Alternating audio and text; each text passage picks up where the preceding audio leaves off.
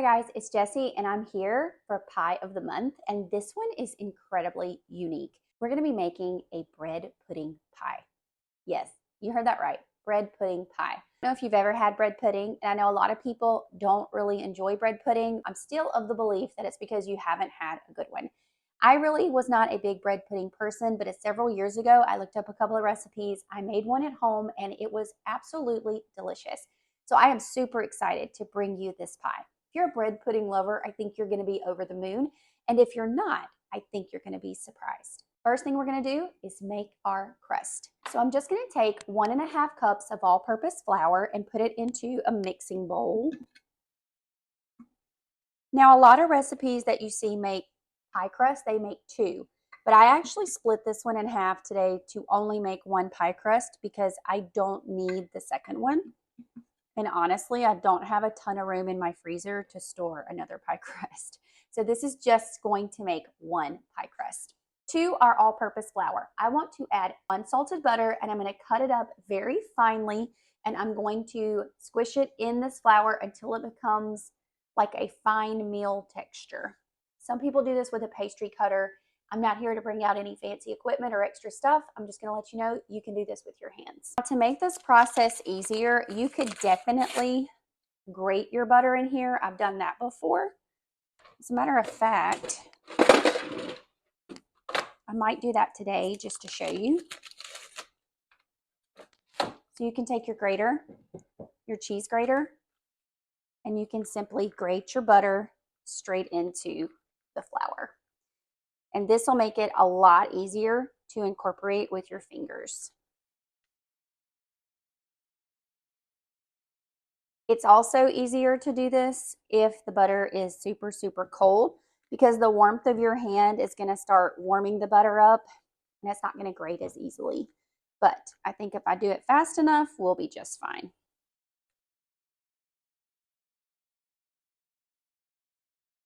So now I'm just going to take it and squish it between my fingers and really incorporate the flour and the butter together.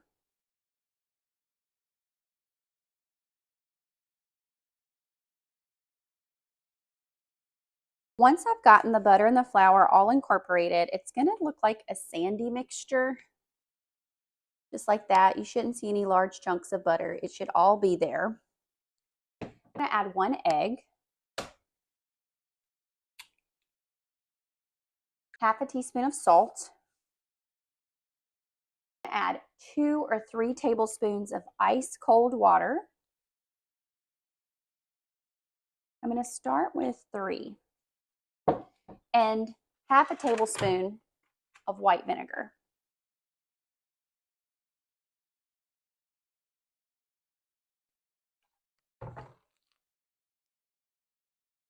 I give this a really good mix with my fingers until a dough begins to form.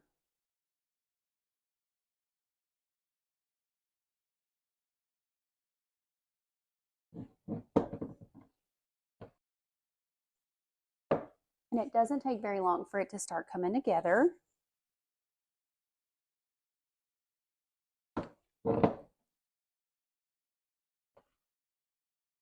Add just another touch of water because I have a little bit of dry flour.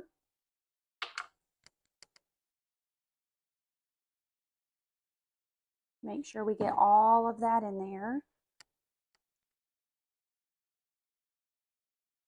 And this is a very butter forward pie crust. If you're a butter lover, this one's for you. Okay, now our dough, our pie crust dough has just came together.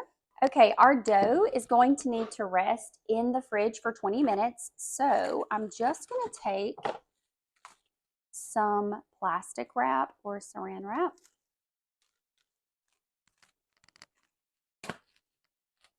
And I'm going to lay that out on my countertop. Right? Now, we've already formed our dough into a ball. Ah, I smell butter. Just like that. And I'm going to cover it And I want to flatten it out into like a disc shape because that's going to make it easier for us to roll it when it's cold. Okay, just like that. I'm going to show you. So it's like a flat disc.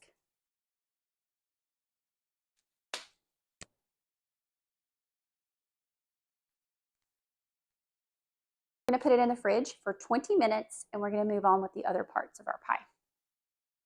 Okay, so our pie crust has been resting in the fridge for well over 20-30 minutes. And now I'm going to roll it out on a lightly floured surface. And I've got my pie dish here.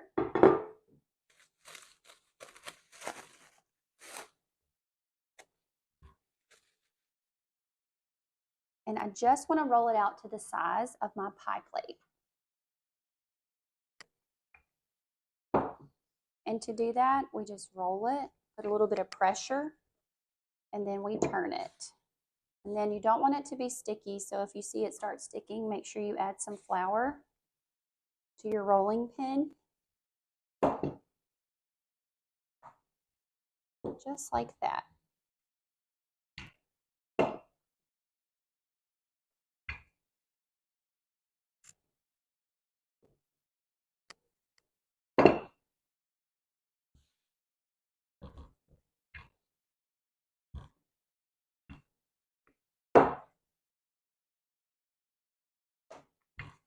Once my pie crust is rolled out, I want to put it into my pie dish. And I'm just going to roll it over itself like this to transfer it. This helps us, just like that. And then I'm just going to push it down carefully to get it to fit.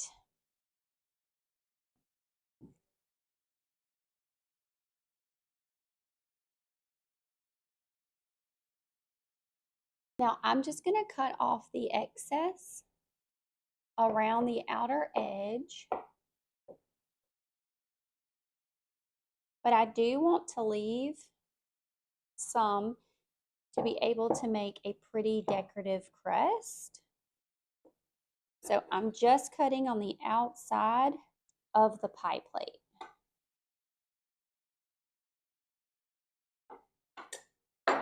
Just like that. We're going to try to do a ruffle edge today. So I'm just going to fold my dough. I'm just going to tuck it around the entire edge.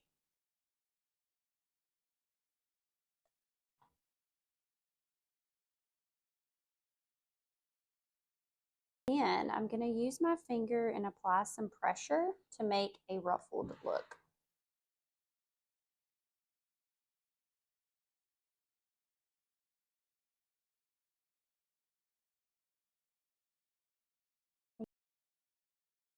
Now that we have our pie crust ready, it's time to build the rest of our bread pudding pie. We are going to start with the bread. Now, I've been making yeast bread all week long, so I've been keeping the leftovers in the fridge, and I'm going to tear up, and you can use any leftover bread. We just need a cup of leftover bread. I'm going to tear that up and put it into my pie crust.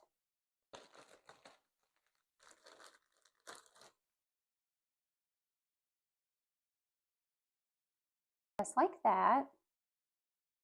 I'm going to take 2 eggs to a mixing bowl because we have to make our custard. I'm going to add in our sugar, almond extract, and you can definitely use vanilla if you like, but I am an almond extract lover. 2 cups of whole milk.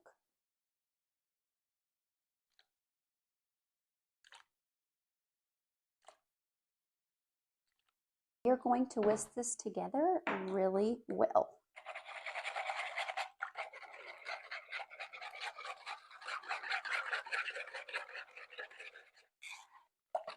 Once it is totally combined, I'm going to pour it over the bread.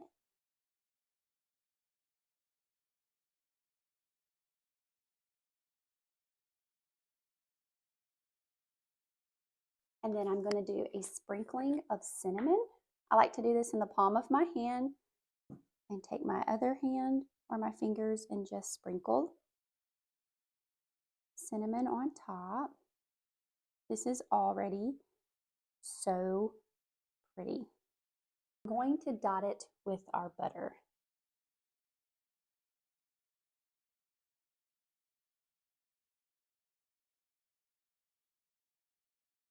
Just like that. We're going to bake our pie for 10 minutes at 425 degrees. And then after that, I'm going to lower the oven temperature to 350 degrees and let it cook for another 45 to 50 minutes until it's completely set in the middle. And I'll meet you back here. Okay, it's time to get our pie out of the oven. My entire kitchen smells like cinnamon. Now, one side of my crust did bend over, and so it looks kind of lopsided, but that's okay. Look how amazing and delicious this looks. I know the pie is still hot, but I have to taste this.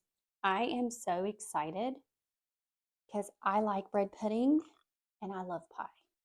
So, I'm going to cut me a piece. I mean, I have to let you know if it's good or not, right?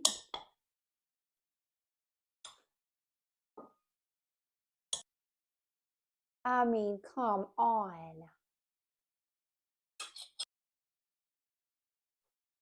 This smells delicious. It smells like the holidays. It looks delicious.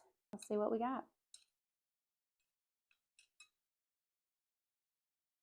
I'm going to burn my face off. I'm sure of it.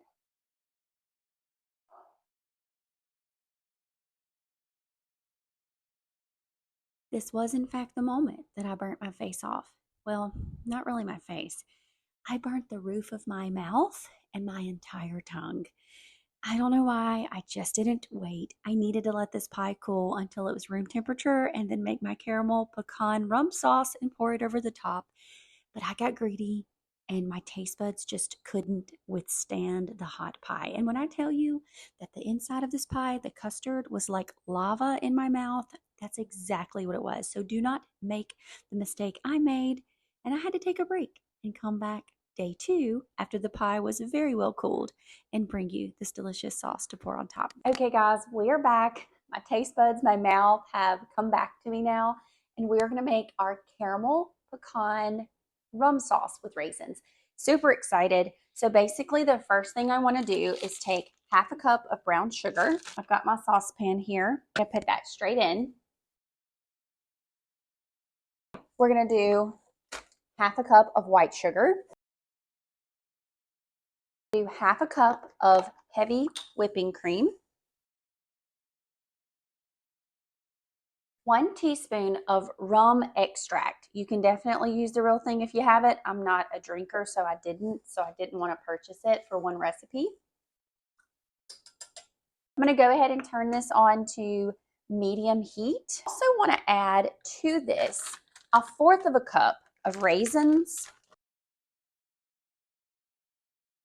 1/4 of a cup of chopped pecans. I want to cook this and melt the sugar and everything and let it combine until it begins to simmer, and then I want it to thicken slightly where it covers the back of a spoon, and then I can remove it from the heat.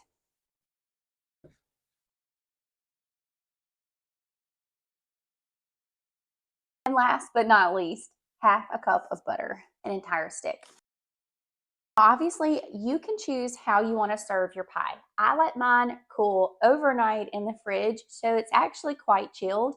And I'm going to drizzle or spoon over this delicious caramel pecan rum sauce while it's piping hot. I think the contrast of the cold bread pudding pie and the hot sauce is going to be so good together. But you can serve it at room temperature. You can let it cool for a couple hours on the counter and then serve it the same day. You can serve it cold like I'm going to do, or you could serve it warmed up. I would just beg you to please be careful and don't make the mistake I did. Please do not burn your mouth because it will happen. I already cut a piece of pie. This is completely chilled from the fridge. And as soon as my sauce gets ready, I'm going to spoon it on top and I'm going to taste it for you.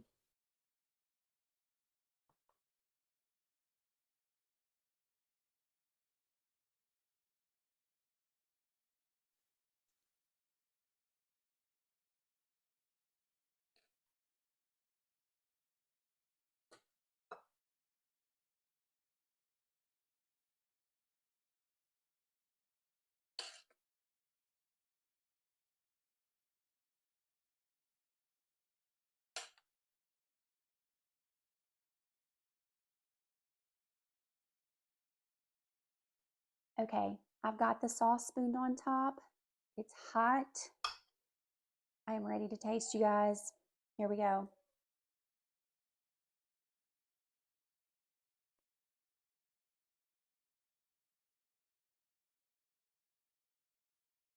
That's amazing. I get the crunch from the pecans. There's this nice chew from the raisins. The rum flavor is over the top, and the butter makes it silky and luxurious. You have to make this. You have to. Stick around for my pie nut series that continues next month. Adios.